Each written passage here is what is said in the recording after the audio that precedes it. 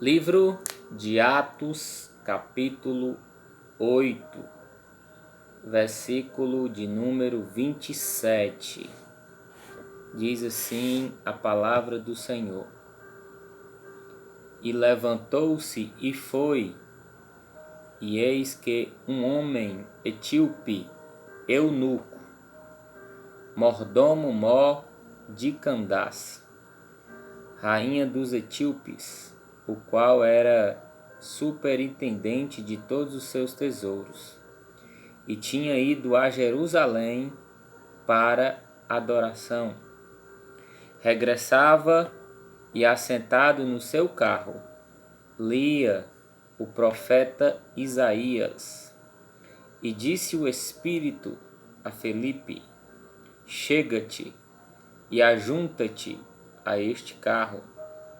E correndo Filipe, ouviu que lia o profeta Isaías e disse: Entendes tu o que leis? E ele disse: Como poderei entender se alguém não me ensinar? E rogou a Filipe que subisse e com ele se assentasse. Glória a Deus. É um texto de Atos dos Apóstolos, um livro histórico aqui do Novo Testamento, da Nova Aliança. E conversando com alguns irmãos, eu já ouvi de vários que muitos dizem: eu leio a Bíblia, mas eu não entendo nada. Eu não consigo entender. Então, pensando nessas pessoas que não têm uma noção do que é a Bíblia, do que é a palavra de Deus, e uma forma melhor de compreender a palavra de Deus, eu já gravei o vídeo anterior falando sobre a palavra de Deus, sobre a importância de se ler a palavra de Deus. São vários motivos.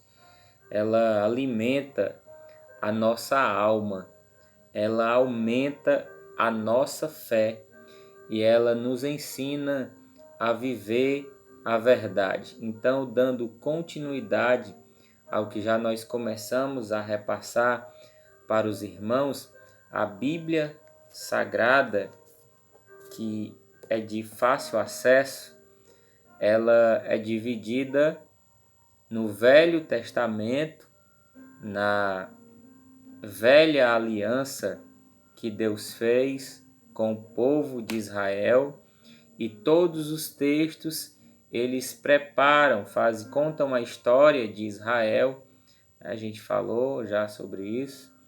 Contam a história de Israel até que se chega Jesus e ele faz ali uma nova aliança com o seu povo. A aliança com Jesus, ela é muito mais perfeita do que a antiga aliança. Por isso, Antigo Testamento e Novo Testamento. Todas as Bíblias ela tem um índice, e algumas perguntas que me fizeram qual livro eu começo a ler? E sempre as pessoas indicam o Evangelho de João. Comece pelo Evangelho do apóstolo que viveu com Jesus Cristo, chamado João. Ele tem o Evangelho de João, ele tem 3 epístolas e ele também escreve o Apocalipse. Então você começa ali pelo Evangelho de João. Para poder achar, você vai no seu índice, no índice da Bíblia que você tem, e você vai ver lá o número da página. Se você tiver mais de uma Bíblia, a Bíblia ela tem várias versões, foi traduzida em algumas versões, tem umas mais atualizadas do que as outras, mas não é de fácil compreensão. tendo em vista que ela foi escrita em 3 idiomas por várias pessoas em tempos diferentes do nosso, em cultura diferente do nosso, mas o que nós temos que entender é que ela é uma revelação de Deus para o homem. Se Deus não permitir, nós vamos ler e realmente não vamos entender nada. Então procure um local silencioso, procure. A Bíblia não é para preguiçosos, a Bíblia é para quem realmente quer conhecer a Deus. Ela não é um livro qualquer, não é um livro de fácil entendimento. O próprio Pedro, e esse próprio texto que nós lemos, vai falar de um etíope que estava em Jerusalém. O próprio Pedro, que andou com Jesus, ele fala sobre as cartas de Paulo. Já nós vamos ler aqui essa passagem. Ele vai dizer que Paulo escreve coisas de difícil entendimento. E esse etíope aqui, que estava vindo ali de Jerusalém, provavelmente ele adquiriu em Jerusalém um texto, um rolo. Não podia comprar uma Bíblia como nós temos hoje, né? Então ele compra ali um rolo de Isaías e ele começa a ler. E aí o Espírito de Deus fala com Filipe e diz: se aproxima aí dessa carruagem, presta atenção que eles estão falando. E ele percebe que o etíope está lendo sobre Isaías. E aí ele vai fazer essa pergunta: você está entendendo o que você está lendo? Então o etíope vai responder: como eu vou entender se ninguém me explicar? Então a Bíblia diz na continuação da história que Filipe começa exatamente pelo aquele texto que ele está lendo e começa a falar de Jesus. Perceba que Jesus ele começa lá no Antigo Testamento, porque Filipe começa a explicar de lá, daquele texto que ele estava lendo, de Isaías. E aí ele vem narrando a história, ele pergunta: o profeta está falando dele mesmo ou está falando de outra pessoa? Então Isaías ele é um livro que fala muito do Messias, que fala muito de Jesus. Então Filipe aproveita ali aquela situação para poder com calma explicar sobre toda a Escritura até chegar em Jesus. Há um mandamento que Jesus manda aos discípulos: ir por todo o mundo e pregar o Evangelho a toda criatura. Nós vemos muitos pregadores, muitas pessoas que querem estar em uma igreja lotada, cheia de gente, porque isto é bom, né? Até para o ego. Existem pessoas sérias, mas existem também muitas pessoas que se aproveitam da fé, que estudam ali, inventam algumas mensagens, na palavra de Deus, e por o povo não ter esta curiosidade de ler a palavra de Deus, estas pessoas vão ali e pregam da maneira que acham que é correta. Mas também tem um mandamento muito importante, que é o mandamento de fazer discípulo. Perceba que Jesus ele fez discípulos. E Jesus ele não expulsou ninguém, até ele sabendo que Judas iria traí-lo, mas mesmo assim sabia que ele roubava as ofertas, o dinheiro das ofertas, o Judas roubava. Mas mesmo Jesus sabendo, Jesus não expulsou. A intenção de Jesus era fazer o discípulo. E ele passa 30 anos se preparando. O seu ministério dura 3. Perceba que para cada ano do seu ministério, ele investe 10 anos de preparação. 30 anos se preparando para 3 anos de ministério. Algumas pessoas querem fazer o inverso. Passam 3 dias na igreja, mas já querem ter um ministério, já querem ser pregador, já querem ser cantores, já querem o microfone.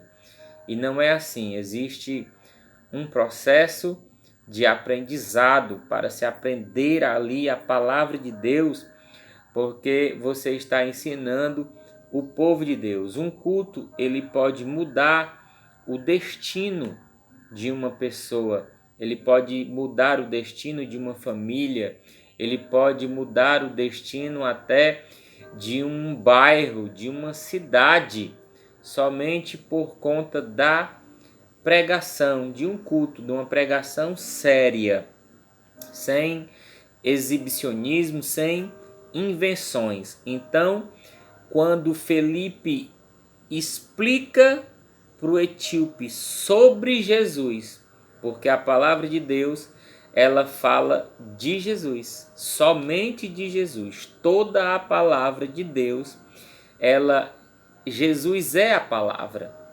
Toda a palavra de Deus se refere a Jesus. É tudo por ele, tudo para ele, tudo foi feito através dele, por meio dele. Então, muito admirado aquele etíope, ele vai dizer: olha, tem água ali, então me batiza logo, eu creio. Aí Felipe pergunta: você crê que Jesus é o Filho de Deus? Então, o etíope vai dizer que crê. Eu creio sim, ele é o Filho de Deus. Essa é o caminho, a porta. É tão simples ir para o céu, é tão simples.